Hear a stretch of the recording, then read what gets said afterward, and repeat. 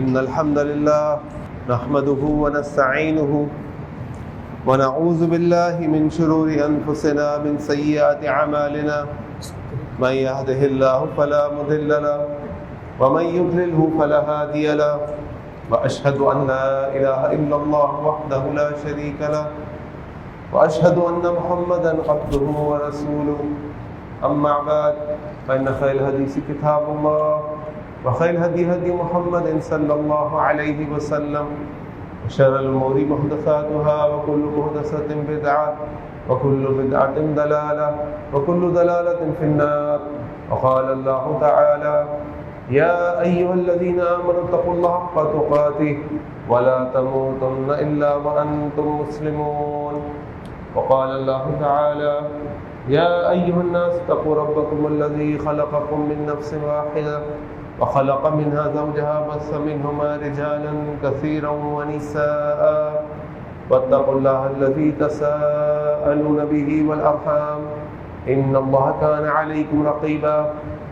وقال الله تعالى يا أيها الذين آمنوا اتقوا الله وقولوا قولا سديدا يصلح لكم أعمالكم ويغفر لكم ذنوبكم ومن يطع الله ورسوله فقد فاز فوزا عظيما.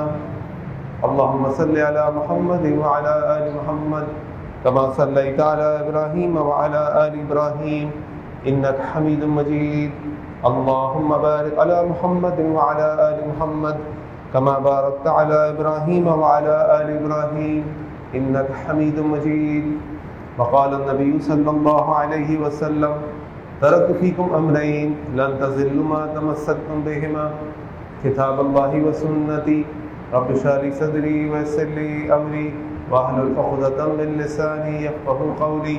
سبحانك لا علم لنا إلا ما علمتنا إنك أنت العليم الحكيم. اللهم أرنا الحق حقا وارزقنا اتباعه وأرنا الباطل باطلا وارزقنا اجتنابه آمين يا رب العالمين. قرآن کریم میں سب سے زیادہ جس رسول کا ذکر آیا ہے وہ موسیٰ علیہ السلام ہے، اور موسیٰ علیہ السلام کا ذکر ان کی پیدائش سے قبل سے لے کر ان کی آخری زمانے تک ہے. موسیٰ علیہ السلام جب پیدا ہوئے تو ان کی والدہ نے ان کو ایک تختے پہ ڈال دیا. وہ تختہ فرعون کے محل پہنچا. فرعون کی بیوی آسیہ سلام علیہا نے موسیٰ علیہ السلام کو اپنا بیٹا بنا لیا. موسیٰ علیہ السلام کی والدہ فرعون کے محل اپنے بیٹے کو دودھ پلانے کے لیے پہنچ پڑی اور وہاں ان کو دودھ پلایا. پلے بڑے، جوان ہوئے. تھے تو وہ بنو اسرائیل سے، لیکن رہتے وہ فرعون کے محل میں تھے، جبکہ فرعون کی طرف سے حکم عام یہ تھا، یعنی صدارتی حکم یہ تھا کہ جو بچہ بھی پیدا ہوگا لڑکا اس کو قتل کر دیا جائے. لیکن موسیٰ علیہ السلام بنو اسرائیل میں سے ہو کر بھی اللہ کی رحمت سے فرعون کے گھر پہ پلے بڑھے. تو ایک دفعہ وہ کہیں جا رہے تھے تو انہوں نے دیکھا کہ ایک ان کی قوم کا شخص جو ہے وہ ایک اور شخص سے لڑ رہا تھا. ان کی قوم کے شخص نے آواز دی کہ ان کی مدد کو آگے آئے، اور اس شخص کو مکہ مارا اور مر گیا. اگلے دن دوبارہ ایسا ہی ایک اور منظر ان کے سامنے آیا اور پیچھے پتہ چلا کہ فرعون کی فوج جو ہے وہ ان کے پکڑنے کے در پہ اور پیچھے لگی ہوئی ہے. موسیٰ علیہ السلام مصر سے نکلے اور مدین جا پہنچے. جب وہ مدین پہنچے تو وہاں ان کے پاس نہ کوئی گھر تھا، نہ کوئی خاندان تھا، نہ کوئی معاش تھا، اور نہ کوئی مال و دولت تھا کہ جس کی بنیاد پر وہ مدین میں زندگی گزارے. وہ وہاں جا کر ایک درخت کے نیچے جا کر بیٹھ گئے اور اللہ تعالیٰ سے دعا کرنے لگے رب انی لما انزلت الی من خیر فقیر. اے اللہ میں تیرے در کا بھکاری ہوں، فقیر ہوں، تو جو بھی مجھے خیر سے عطا فرما دے. بیٹھے بیٹھے انہوں نے دیکھا کہ آگے ایک کنواں ہے اور کنویں کے پاس لوگ جمع ہیں اور اپنے اپنی بھیڑوں کو، اپنے اپنے مویشیوں کو پانی پلا رہے ہیں، اور ایک جم گٹھا لگا ہوا. اسی جم گٹھے میں انہوں نے دیکھا کہ دو لڑکیاں وہاں کھڑی ہوئی ہیں، ان کے پاس بھی ان کے مویشی ہیں، اور وہ دونوں خواتین یا لڑکیاں اپنے مویشیوں کو پانی پلانے کی کوشش کرتی ہیں، لیکن جمگھٹے کی وجہ سے پیچھے آ جاتی ہیں، کیونکہ وہ اپنی شرم و حیا اور انہیں پردے کی وجہ سے اس جمگھٹے میں گھستی نہیں ہیں۔ موسیٰ علیہ السلام وہاں بیٹھے معاملہ دیکھتے رہے، اور جب یہ معاملہ انہوں نے دیکھا تو وہ آگے بڑھے، اٹھ کر ان دونوں لڑکیوں کے پاس گئے اور ان سے کہنے لگے کہ قال ما خطبکما، تم دونوں کا کیا مسئلہ ہے، تم دونوں کا کیوں پریشان کھڑی ہو؟ قال لا نسقي حتى يصدر الرعاء، دونوں نے کہا کہ ہم اپنے جانوروں کو پانی نہیں پلا سکتے، رش بہت لگا ہے، وابونا شیخ کبیر، اور ہمارے والد بہت ضعیف آدمی ہیں، تو ہم دونوں خواتین کو گھر سے نکلنا پڑا اور اپنے مویشیوں کو پانی پلانے کے لیے، لیکن آپ کے سامنے یہ سارا مسئلہ ہے۔ فسقى لهما، تو موسیٰ علیہ السلام نے ان دونوں کے مویشیوں کو پانی پلا دیا۔ میرا اصل موضوع کچھ اور ہے جس کی طرف میں آتا ہوں، لیکن یہاں ایک بہت اہم موضوع آپ کو بتاتا ہوں، اور وہ بات یہ ہے کہ اگر آپ موسیٰ علیہ السلام کی حالت پر غور کریں تو موسیٰ علیہ السلام کی حالت یہ تھی کہ نہ گھر ہے، نہ خاندان ہے، نہ معاش ہے، نہ کوئی سہارا ہے، جیب میں کچھ نہیں ہے، اکیلے ساری دنیا سے کٹ کر مصر سے نکل کر اس درخت کے نیچے کھڑے ہیں۔ لیکن اس حالت میں بھی اگر ہم میں سے کسی کی حالت ہو جائے کہ اس کو کھانے کو ایک دن کھانا نہ ملے، وہ سڑک پہ آ جائے، محل سے نکل کر سڑک پہ آ جائے، کوئی آسرا نہیں ہے سوائے اللہ کے آسرے کے، تو کیا حال ہوگا اس انسان کا؟ لیکن اس کے باوجود موسیٰ علیہ السلام جب ادھر ادھر دیکھ رہے تھے اور وہاں ان کو یہ دونوں لڑکیاں نظر آئیں، تو ان کو لگا کہ میں ان لڑکیوں کی مدد کر سکتا ہوں اور میں ان کے کسی کام آ سکتا ہوں، اور وہ اٹھ کے گئے، اس حالت کے باوجود بغیر کسی اجرت کے ان دونوں لڑکیوں کے جانوروں کو پانی پلایا۔ یہ جو بات میں آپ کو بتانے جا رہا ہوں یہ ہے کہ یہ تربیت کس نے کی ان کی؟ یہ ماں باپ کی تربیت ہے، یہ ان کی ماں کی تربیت ہے، جو ان کو دودھ بھی پلاتی تھی۔ فرعون کے محل میں بھی آنا جانا تھا کہ بیٹا کوئی مظلوم نظر آئے، کسی پہ ترس کھا سکتے ہو، رحم کر سکتے ہو، تو آگے بڑھ کے اس کی مدد کر دینا، بیٹھے مت دیکھنا کہ میں تو اپنے فکروں میں ہوں، غم میں ہوں، کھویا ہوا ہوں، میں اس کی کیا مدد کروں گی؟ کیونکہ اگر تم کسی کی مدد کرو گے تو اللہ تمہاری مدد کرے گا، تم کسی کی مدد کرو گے اللہ تمہاری مدد کرے گا۔ اور اللہ کے نبی صلی اللہ علیہ وسلم کی حدیث بھی ہے، ما کان العبد فی عون اخیہ، جب تک بندہ اپنے بھائی کی مدد میں لگا رہتا ہے اللہ تعالیٰ اس کی مدد میں لگا رہتا ہے۔ تو یہ ایک سائیڈ نوٹ کے طور پر میں آپ کے سامنے بات رکھ رہا تھا، آگے چلتے ہیں۔ فسقى لهما، ان دونوں عورتوں کے جانوروں کو پانی پلایا، ثم تولى الى الظل، اس کے بعد وہ واپس اسی سائے میں جا کر بیٹھ گئے۔ فقال رب انی لما انزلت الی من خیر فقیر، اسی دعا جو میں نے آپ کے سامنے پڑھی، اللہ سے دعا کی اللہ میں تیرے در کا بھکاری ہوں، میری مدد کر دے، جو تو مجھے دینا چاہے دے دے، میرے پاس تو کچھ بھی نہیں۔ اس کے بعد وہ دونوں لڑکی اپنے گھر چلی گئی، اپنے والد کو بتایا ہوگا کہ ابا جی اس طرح ایک شخص ملا تھا، ہم آگے نہیں بڑھ پا رہے تھے، وہ شخص اٹھا، اس نے ہماری مدد کی، کوئی اجرت طلب نہیں کی، ہم سے کوئی اور بات نہیں کی، بس اٹھا، پوچھا کیا مسئلہ ہے، ہم نے بتایا، پانی پلایا اور واپس آ گیا۔ اس کے بعد تفاسیر کی کتابوں میں آتا ہے کہ جو اللہ تعالیٰ نے قرآن میں فرمایا یہاں پہ فجاءته احداهما، پھر ان دونوں میں سے ایک آئی، تمشی علی الاستحیاء، شرم سے، حیا سے چلتی ہوئی ان کے پاس، قالت، اور کہا، ان ابی یدعوک لیجزیک اجر ما سقیت لنا، میرے والد صاحب آپ کو بلا رہے ہیں تاکہ وہ آپ کو کچھ اجرت دیں جو آپ نے ہمارے جانوروں کو پانی پلایا۔ فلما جاءه وقص علیہ القصص، اور جب وہ واپس آ گئے، ان کے پاس آئے، پورا واقعہ ان کو سنایا، قال لا تخف نجوت من القوم الظالمین، کہا موسیٰ آپ فکر نہ کریں، انشاءاللہ آپ ظالموں کی قوم سے نجات پا گئے، آپ فکر نہ کریں۔ قالت احداهما یا ابت استاجرہ، اور پھر ان دونوں لڑکیوں نے اپنے والد سے کہا کہ ابا جی آپ اس شخص کو کچھ نہ کچھ اجرت دیجئے، یہ ایک اور واقعہ ہے. لیکن یہاں میں ایک اور بات بتانا آپ کو چاہ رہا ہوں کہ تفصیلی کتابوں میں آتا ہے کہ جب وہ لڑکی موسیٰ علیہ السلام کے پاس آئی اور پھر موسیٰ علیہ السلام کو لے کر اپنے والد کے گھر گئی، اپنے والد کے پاس لے کر گئی، تو طریقہ تو یہ ہوتا ہے کہ جو شخص راستہ دکھاتا ہے وہ آگے ہوتا ہے، جو شخص راستہ فالو کر رہا ہوتا ہے، اتباع کر رہا ہوتا ہے، پیچھے ہوتا ہے. تفسیر کی کتابوں میں آتا ہے کہ موسیٰ علیہ السلام نے اس لڑکی سے کہا کہ میں آگے چلوں گا، آپ پیچھے رہیے گا، اور جس طرف مڑنا ہو آپ اس طرف پتھر بھیج دیجیے گا. اگر سیدھی طرف مڑنا ہوگا تو میں سیدھی طرف پتھر بھیجیے گا، میں سیدھا مڑ جاؤں گا. اگر الٹی طرف مڑنا ہوگا تو آپ پتھر بھیجیے گا، میں الٹی طرف مڑ جاؤں گا. اور اس طریقے سے موسیٰ علیہ السلام اس لڑکی کے باپ سے ملنے اس لڑکی کے گھر پہنچ گئے. موسیٰ علیہ السلام نے ایسا کیوں کیا؟ یہ خلاف طبیعت ہے. اگر موسیٰ علیہ السلام پیچھے ہوں اور وہ عورت آگے ہو تو یہ خلاف شرع نہیں ہے.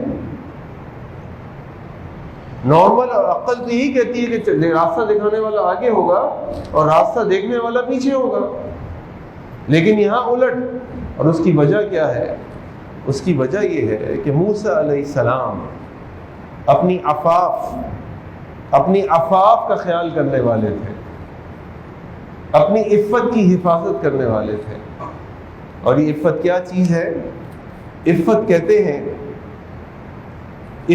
ہیں اپنے آپ کو گناہوں سے بچانے کو.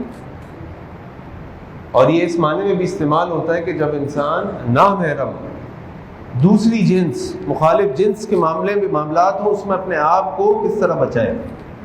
موسیٰ علیہ السلام کیسے بچا رہے تھے؟ وہ ایسے بچا رہے تھے کہ اگر وہ لڑکی آگے چلتی تو موسیٰ علیہ السلام کو راستہ دیکھنے کے لیے اس لڑکی کی طرف دیکھنا پڑتا.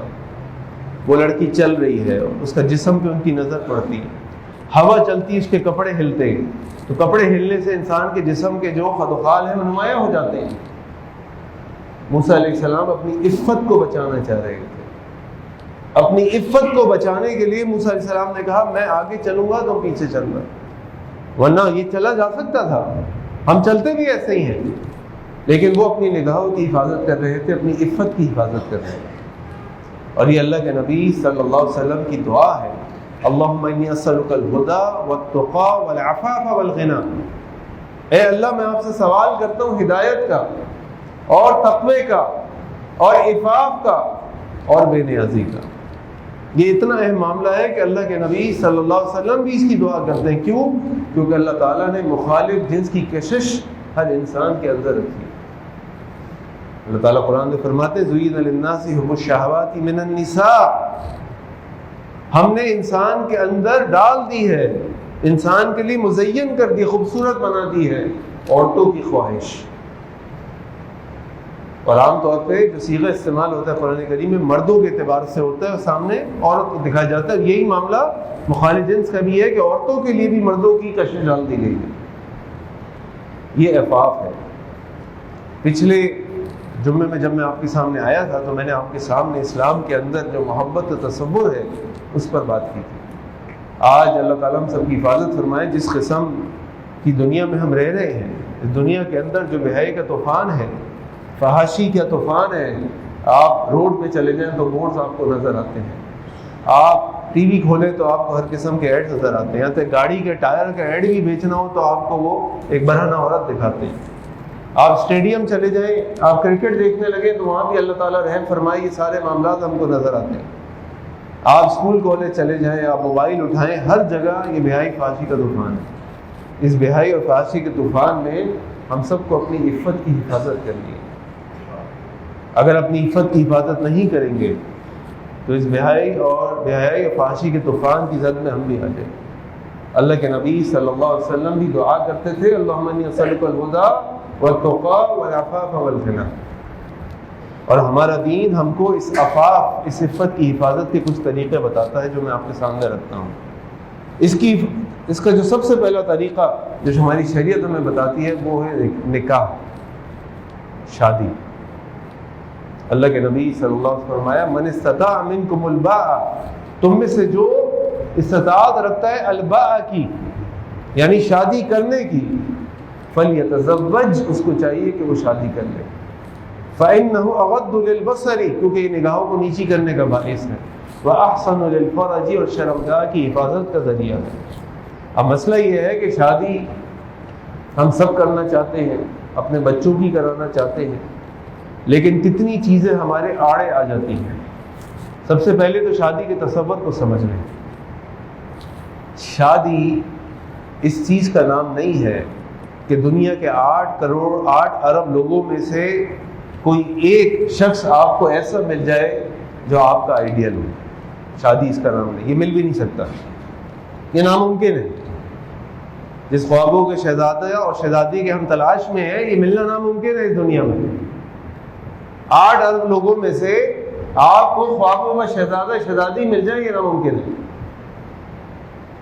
آپ کو کمپرومائز کرنا پڑے گا، کچھ ماننا پڑے گا، کچھ منوانی پڑے گی۔ یہ ہو نہیں سکتا، یہ ہو نہیں سکتا۔ اگر آپ صحابہ کرام کے زمانے میں چلے جائیں نا، تو اس زمانے میں شادی کا تصور تھا وہ نہیں تھا جو آج ہماری یہاں ہے۔ نہ شادی کا نکاح کی وجہ وہ تھی اور نہ نکاح کا طریقہ وہ تھا۔ آج ہم نے شادی کو مشکل بنا دیا ہے اور زنا کو آسان بنا دیا ہے۔ آج ہم سب جانتے ہیں کہ اگر کسی نے شادی کرنی ہو تو اس کو کتنے پیسے چاہیے، اور کسی نے زنا کرنا ہو تو اس کو کتنے پیسے چاہیے۔ یہ کرنے والا کون ہے؟ میں اور آپ، میں اور آپ، کوئی اور نہیں ہے۔ صحابہ کے زمانے میں شادی اس لیے کی جاتی تھی کہ ایک انسان کی ضرورت ہے، ایک انسان کی ضرورت ہے، انسان کو نکاح کرنا ہے۔ اللہ تعالیٰ نے اس کے اندر جو خواہش پیدا کی ہے، جو اللہ نے پیدا کی ہے، اس کی تکمیل حلال طریقے سے کرنی ہے، نمبر 1۔ نمبر 2، خوابوں کے شہزادے یا شہزادی کا انتظام نہیں کرنا۔ ایک اچھا رشتہ جس کا دین اور اخلاق اچھا ہو، وہ آپ کے گھر آ جائے، آپ کو نظر آ جائے، آپ کے کفو کے اعتبار سے ہو، یعنی آپ مثال طور پہ شہر میں رہنے والے ہیں، وہ بھی شہر میں رہنے والے ہو، نہ ہو کہ آپ رہنے والے امریکہ کے، وہ رہنے والا ہو منڈی بہاؤالدین کا، جیسے کبھی شہر بھی نہ دیکھا ہو، تو مطلب جھگڑا تو ہوگا نا۔ یہ دین اور خلق، ہر چیز یہاں پہ کام نہیں آئے گی، دین اور خلق کے ساتھ آپ نے ان چیزوں کو بھی دیکھنا پڑے گا۔ کفو اگر آپ کو مل، ہاں آپ کو کوئی نہیں ملتا ساری دنیا میں، اور منڈی بہاؤالدین میں ہی وہ دین اور خلق ملتا ہے، اور ساری دنیا میں کہیں دین اور خلق نہیں ملتا تو وہ بہتر ہے ساری دنیا سے۔ ورنہ کفو جیسے کہتے ہیں، تعلیم کے اعتبار سے، معاشرے کے اعتبار سے، عرف کے اعتبار سے، خاندان کے اعتبار سے، زبان کے اعتبار سے، مال کے اعتبار سے، نسب کے اعتبار سے، بالکل دیکھیں کوئی مسئلہ نہیں، لیکن اس کی وجہ سے اگر شادی کی عمریں نکل جائیں اور آپ اتنے آگے بڑھ جائیں کہ انسان نکاح کے بجائے زنا کے بارے میں سوچنے لگے، تو یہ مسئلہ ہے۔ حضرت جابر رضی اللہ عنہ اللہ کے نبی صلی اللہ علیہ وسلم کے پاس آئے اور آ کر کہتے ہیں، اللہ کے نبی صلی اللہ علیہ وسلم میں نے شادی کر لی ہے۔ کس سے شادی کی؟ اپنی سے بڑی عمر کی عورت سے۔ کیوں؟ اللہ کے نبی صلی اللہ علیہ وسلم، میری 7 یا 5 چھوٹی بہنیں ہیں، اور میرے اور ماں اور باپ کوئی بھی نہیں۔ میں نے اس عورت سے اس لیے نکاح کیا، وہ بیوہ بھی تھی غالباً، اس لیے نکاح کیا کہ وہ میرے گھر آئے گی اور میری بہنوں کا خیال کرے گی۔ کیا ان کو خوابوں کی شہزادی نہیں چاہیے؟ چاہیے تھی، لیکن نکاح کا مقصد یہ نہیں ہے۔ آخر اللہ نے جنت ہمارے لیے کیوں رکھی؟ سب کچھ دنیا میں حاصل کریں گے؟ نہیں ملے گا، نہیں ملے گا۔ نمبر 2، شادی کرنے کا طریقہ۔ حضرت عبد الرحمن بن عوف رضی اللہ عنہ اللہ کے نبی صلی اللہ علیہ وسلم کے پاس آتے ہیں مکے سے ہجرت کر کے، اور آ کر کہتے ہیں اللہ کے نبی صلی اللہ علیہ وسلم، مال چھوڑ آیا، خاندان چھوڑ آیا، سب کچھ چھوڑ آیا، اللہ کے نبی صلی اللہ علیہ وسلم صرف ایمان بچا کر آپ کی خدمت میں حاضر ہوئے۔ اب آپ سوچیں شخص کا ایمان کا لیول کیا ہوگا اور رسول اللہ صلی اللہ علیہ وسلم سے محبت کا لیول کیا ہوگا۔ اور اللہ کے نبی صلی اللہ علیہ وسلم سے کہتے ہیں، عبد الرحمن تم اپنا سب کچھ بچا کر لے آئے ہو، کیونکہ تم ایمان بچا کر لے آئے۔ کچھ دنوں کے بعد عبد الرحمن بن عوف رضی اللہ عنہ اللہ کے نبی صلی اللہ علیہ وسلم کو ملتے ہیں، دیکھتے ہیں کہ اللہ کے نبی صلی اللہ علیہ وسلم کے کپڑوں پہ خوشبو کا رنگ لگا ہوا ہے۔ پوچھتے ہیں عبد الرحمن یہ کیا ہے؟ اللہ کے نبی صلی اللہ علیہ وسلم، میرا نکاح ہو گیا ہے، مدینہ میں رہتے ہیں، اللہ کے نبی صلی اللہ علیہ وسلم کے لیے ہجرت کر کے مدینہ آئے، سب کچھ چھوڑ کے آئے، اور نکاح ہو گیا اور اللہ کے نبی صلی اللہ علیہ وسلم کو نہیں بلایا، ان سے نہیں پڑھوایا، کوئی ناراضگی نہیں ہے، کوئی شکوہ نہیں ہے، کوئی بری بات نہیں ہے۔ نکاح کرنا تھا نا، نکاح کو اللہ نے آسان بنایا ہے، مشکل نہیں بنایا کہ 200 400 600 لوگوں کو بلانا پڑے گا۔ بھائی نہیں ہے تو نہیں کرو اس طرح، نہیں ہے تو نہیں کرو اس طرح، نہیں کرو ایسے گھر کے اندر جہاں تمہیں یہ سارے کام کرنے پڑیں گے، نہیں کرو، ساری زندگی پریشان رہو گے، کہاں سے کروں گا، کہاں سے نخرے پورے کروں گا، کہاں سے خواہشات پوری کروں گا، کہاں سے توقعات پوری کروں گا۔ اب آپ سوچیں عبد الرحمن بن عوف جو سب کچھ چھوڑا ہے اپنا، مقول ان کے مدینہ آگے سب کچھ چھوڑ کے، اور انہوں نے اللہ کے نبی صلی اللہ علیہ وسلم کو اپنے نکاح میں نہیں بلایا۔ اللہ کے نبی نکاح ہو گیا، آپ نے فرمایا اولم ولو بشات، دیکھو ولیمہ ضرور کرنا، چاہے ایک بکری ہی کی کیوں نہ کھلاؤ۔ اب ایک بکری میں کتنے لوگ کھائیں گے؟ ولیمہ بھی ہو گیا۔ یہ نہیں کہا مجھے مت بھولنا، یا شادی کر لی بلایا بھی نہیں، یہ کرتے رشتہ داروں کے ساتھ، یہ خاندان کی عزت اور اہمیت۔ یار خود سوچو کہ بیچارہ کہاں سے بلائے گا، تمہیں اس کے حالات نہیں معلوم، کیا نوکری کرتا ہے وہ، کیا کماتا ہے وہ، کتنے لوگوں کو بلائے گا۔ شرم تو ہمیں آنی چاہیے نا کسی سے بات کہتے ہوئے کہ اس نے نہیں بلایا تو نہیں بلایا، کوئی بات نہیں، دعا کریں اس کے لیے، اللہ نے اس کو زنا سے بچا کر نکاح کی طرف لے آئے اس کو۔ یہ طریقہ ہے اپنی عفت کو بچانے کا۔ یا معشر الشباب من استطاع منکم الباء فلیتزوج فإن اغض للبصر واحسن للفرج ومن لم يستطع، دوسرا طریقہ۔ اچھا اس کے اندر ایک اور مسئلہ بھی ہے، وہ مسئلہ یہ ہے کہ جو ہمارے بزرگ ہیں، جو ہمارے بڑے ہیں، وہ اپنے بچوں کی شادی اس لیے نہیں کرتے کہ برادری میں کریں گے، اتنے مال و دولت والے میں کریں گے۔ کتنے لڑکے اور لڑکیاں میرے پاس آتے ہیں اور میسج کرتے ہیں کہ بھائی ہمارے باپ کو سمجھاؤ، ہمارے خاندان والوں کو سمجھاؤ، ہماری عمریں بڑی ہو رہی ہیں، صرف اس لیے شادی نہیں کر رہے، اتنا اچھا رشتہ آیا ہوا ہے، اتنا اچھا رشتہ بتایا ہوا ہے کہ نہیں خاندان سے باہر نہیں کریں۔ وہ بچی کالج کے بہانے جا کر معاذ اللہ زنا کر لے کسی لڑکے کے ساتھ، گھومنے پھر لے، وہ برا نہیں لگتا، وہ برداشت کر لے گی۔ بھائی اللہ نے بالغ کر دیا، وہ دنیا کے اندر رہ رہا ہے، سب کچھ دیکھ رہا ہے، اللہ کے واسطے اس کو جائز راستہ دو، کیوں اس کے راستے بند کرتے ہو؟ کیوں اپنی ناک کے لیے، اپنے غرور کے لیے، اپنے خاندان کے لیے گناہ کی طرف ان بچوں کو لے کر جاتے ہو؟ اس کا گناہ ہمارے سر پر آئے گا۔ اگر یہ بچے گناہ کریں گے ہماری ان چیزوں کی وجہ سے، تو گناہ ہمارے سر پر آئے گا، ان کے سر پر نہیں آئے گا۔ ان پر تو آئے گا جو وہ کریں گے، لیکن ہمارے سر پر آ گیا ہے کیونکہ ہم ان کی شادی نہیں کر رہے۔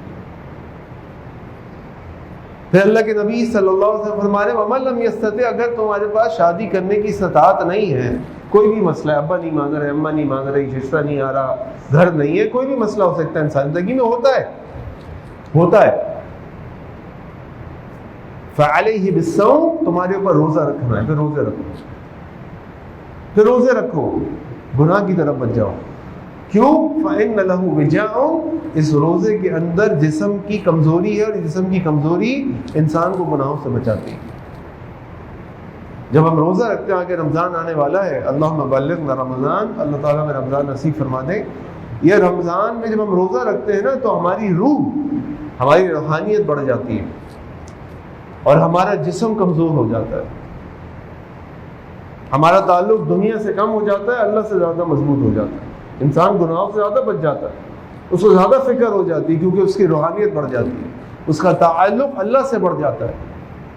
فَعَلَيْهِ بِالصَّوْمِ فَإِنَّ لَهُ وِجَاءٌ، کیونکہ روزے کے اندر وجا ہے، اور وجا سے انسان کی جو شہوت ہے وہ کم ہوتی ہے، کمزور ہو جاتی ہے۔ تیسرا طریقہ جو شریعت ہمیں بتاتی ہے وہ یہ ہے اچھی صحبت۔ اگر آپ اپنی عفت کی حفاظت کرنا چاہتے ہیں تو اچھی صحبت اختیار کریں۔ اگر میں آپ سے پوچھوں کہ آپ میں سے جو لوگ سگریٹ پیتے ہوں، آپ کو سگریٹ پینا کس نے سکھایا؟ آپ کے ماں باپ نے؟ آپ کے اسکول یا کالج کے ٹیچر نے؟ نہیں، آپ کے دوستوں نے۔ اگر میں آپ سے پوچھوں آپ گانے سنتے ہیں تو گانا سننا کس نے سکھایا؟ یا اللہ نہ کرے کوئی اور گناہ کرتے ہیں، جوا کرتے ہیں، نشہ کرتے ہیں، کس نے سکھایا؟ دوستوں نے۔ ہاں ماں باپ بھی پیتے ہوں، ماں باپ بھی کرتے ہوں تو انسان پہ اثر تو آتا ہے، انگلی پکڑ کے چلانے والے دوست ہوتے ہیں عام طور پر۔ اس لیے اللہ کے نبی صلی اللہ علیہ وسلم فرمایا کہ تم یہ دیکھا کرو کہ تمہارا دوست کون ہے۔ آپ نے فرمایا المرء علی دین خلیلہ، ہر شخص اپنے دوست کے طریقے پر ہوتا ہے۔ فلینظر احدکم من یخالل، تو ہر شخص دیکھ لے کہ اس کا دوست کون ہے۔ کیوں؟ کیونکہ دوست جو کرتا ہے انسان وہی کرتا ہے۔ خربوزے کو دیکھ کے خربوزہ رنگ پکڑتا ہے۔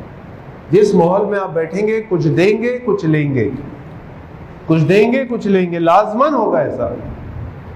تو اپنی صحبت کو دیکھیے، کن لوگوں کے ساتھ آپ اٹھتے بیٹھتے ہیں۔ جن لوگوں کے ساتھ اٹھتے بیٹھتے ہوں گے وہی الفاظ استعمال کرنے لگیں، وہی باتیں کرنے لگیں گے، وہی سوچنے لگیں گے، وہی کرنے لگیں گے۔ تو اپنی عفت کی حفاظت کے لیے تیسرا طریقہ، اپنی صحبت کو دیکھیے، آپ کی صحبت کیسی ہے۔ نمبر 4، یہ جو آج ہمارے یہاں ہر جگہ مرد عورت کا اختلاط ہے، جس کو مکس گیدرنگ کہتے ہیں، اس سے اپنے آپ کو بچائیں۔ ہم بازار جاتے ہیں، بازار میں رش لگا پڑا ہے، اسکول کالجوں میں جاتے ہیں، وہاں ہر قسم کی آزادی کا نعرہ ہے۔ شادیوں میں جاتے ہیں تو وہاں بھی جو ہے جناب الگ الگ مرد عورتوں کا انتظام رکھنا، بیچ میں بیریئر لگانا، رکاوٹ کھڑی کرنا برا سمجھا جاتا ہے۔ رقیانیسی لوگ ہیں، پرانے لوگ ہیں، جاہل لوگ ہیں۔ جب انسان اس مکس گیدرنگ کے ماحول میں ہوتا ہے، جیسا کہ میں نے آپ کے سامنے پہلے بھی عرض کیا، یہ آنکھیں جو ہیں یہ دل کا دروازہ ہے۔ انسان نظروں کی حفاظت کرتا ہے، غض بصر کرتا ہے، جو اللہ تعالیٰ نے قرآن کریم میں ہمیں حکم دیا کہ غض بصر کرو، اپنی نگاہوں کو نیچے رکھو۔ تو پھر انسان اس طرح کی شہوات اور خواہشات سے بچ جاتا ہے۔ لیکن اگر ایسا نہیں ہوتا تو پھر انسان کا دل ان چیزوں کی طرف مائل ہونا شروع ہو جاتا ہے، اس کے دل میں ہر وقت اس قسم کی خواہشات ہوتی ہیں۔ اس لیے آپ دیکھیے کہ ہمارے دین نے پردے کا بھی حکم دیا، ہر قسم کی بے حیائی سے رکنے کا حکم دیا، ان سارے راستوں کو بند کیا جن راستوں سے انسان زنا کی طرف بڑھتا ہے۔ تو اگر آپ نے بازار جانا ہے تو ایسے اوقات میں جائیے جب رش نہیں ہوتا۔ آپ نے کھانا کھانے کہیں جانا ہے تو ان دنوں اور اوقات میں جائیے جب سب لوگ نہیں جاتے۔ ایسی تقریبات میں جانے سے پرہیز کریں جہاں پر اس قسم کا کھلی آزادی ہوتی ہے مرد و عورتوں کی، اور ہر قسم کا اختلاط کھلا ہوتا ہے۔ نہ خود اپنے ایسا کریں، نہ اور ایسی جگہوں پہ جانے کو ناپسند کریں، بلکہ ایسی جگہ اس طرح کی گیدرنگ کرنے والوں کو، مجلسوں کرنے والوں کو بھی سمجھائیں کہ بھائی اللہ سے ڈرو، اللہ کا خوف کرو، یہ حرام ہے، اس طرح کے کام ہمیں نہیں کرنے چاہیے، ان سے بچنا چاہیے، جتنا ہم بچ سکتے ہیں ان سے بچیں۔ لہٰذا یہ وہ کچھ چیزیں ہیں، اور اس کے علاوہ اور بھی کچھ چیزیں ہیں، جیسے مثال کے طور پہ اپنے عورت، اپنی شرمگاہ کی حفاظت کرنا۔ ان کو لوگوں کے سامنے نہ ظاہر کرے، تو نہ مرد ظاہر کرے نہ عورتیں ظاہر کریں۔ اسی طرح اللہ کا ذکر کرنا ہے، اللہ کا ذکر انسان کو بہت سارے گناہوں سے بچاتا ہے۔ اسی طرح اپنے ماحول، جس ماحول میں آپ رہ رہے ہیں اس ماحول کے اندر ایسے ماحول، ایسی جگہوں پہ نہ جائیں جہاں پہ اس قسم کے اختلاط ہوتے ہیں، جہاں اس قسم کی بدنظری ہوتی ہے، بے حیائی فحاشی ہوتی ہے، کیونکہ جب یہ باتیں ہم بار بار سنتے ہیں، بار بار دیکھتے ہیں، تو پھر ہمیں بری نہیں لگتی، ہم اس کے عادی ہو جاتے ہیں۔ تو اسلام ہمیں عفت کا حکم دیتا ہے۔ اللہ کے نبی صلی اللہ علیہ وسلم اپنی عفت کی حفاظت کے لیے اللہ سے سوال کرتے ہیں، جو ہمیں بھی کرنا چاہیے۔ اور ہمیں اسلام ہمیں یہ رہنمائی بھی دیتا ہے کہ کن ذرائع سے، کن طریقوں سے ہم اپنی عفت کی حفاظت کر سکتے ہیں۔ اللہ تعالیٰ سے دعا ہے کہ اللہ تعالیٰ ہم سب کو اپنی عفت کی حفاظت کی توفیق عطا فرمائے۔ وآخر دعوانا الحمدللہ رب العالمین۔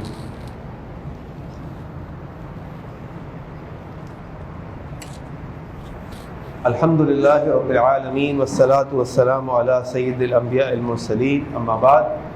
آج کے جمعے میں نے آپ کے سامنے جو کچھ گزارشات رکھی، اس کا خلاصہ یہ ہے کہ اس بے راہ روی کی دنیا کے اندر جہاں طرف بے حیائی فحاشی کا طوفان ہے، ہم سب کے لیے ضروری ہے کہ اپنی عفت کی حفاظت کریں۔ یہ عفت کی حفاظت کے لیے اللہ کے نبی صلی اللہ علیہ وسلم نے دعا بھی سکھائی، اللہم انی اسألک الہدی والتقی والعفاف والغنی۔ اور اس عفت کی حفاظت کے لیے اللہ تعالیٰ نے اور اللہ کے نبی صلی اللہ علیہ وسلم نے ہمیں کچھ طریقے بھی بتائے۔ ان میں سے پہلا طریقہ شادی کرنا اور شادی کو آسان بنانا۔ دوسرا طریقہ، اگر کسی وجہ سے شادی نہ ہو رہی انسان کی تو پھر روزے رکھنا۔ تیسرا طریقہ، انسان ایسے ماحول سے اپنے آپ کو بچانے کی کوشش کرے جہاں پہ مرد عورت کا اختلاط ہو اور بے حرابی فحاشی عام ہو۔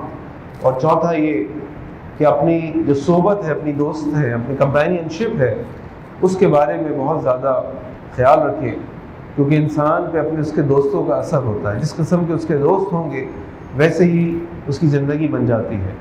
اللہ تعالیٰ سے دعا ہے کہ اللہ تعالیٰ ہم سب کو قرآن و سنت پر عمل کی توفیق عطا فرمائے۔ اللہ سے دعا کرے کہ اللہ دنیا میں جہاں جہاں مسلمان تکالیف پریشانی کا شکار رہتا ہے ان کی مشکلات کو دور فرمائے۔ اللہ سے دعا کرے کہ اللہ تعالیٰ ہمارے ملک پاکستان کی حفاظت فرما دے۔ اللہ ہمارے حکمرانوں کو اپنے فیصلے قرآن و سنت کے مطابق کرنے کی توفیق عطا فرما دے۔ اے اللہ ہمارے حکمرانوں کو آپ نے اسلام کی دولت دی، اللہ ان کو ایمان کی غیرت بھی عطا فرما دے۔ اللہ ان کو اتحاد و اتفاق اور اچھے اخلاق عطا فرما دے۔ اللہ ہمارے شہر کراچی کی حفاظت فرما دے۔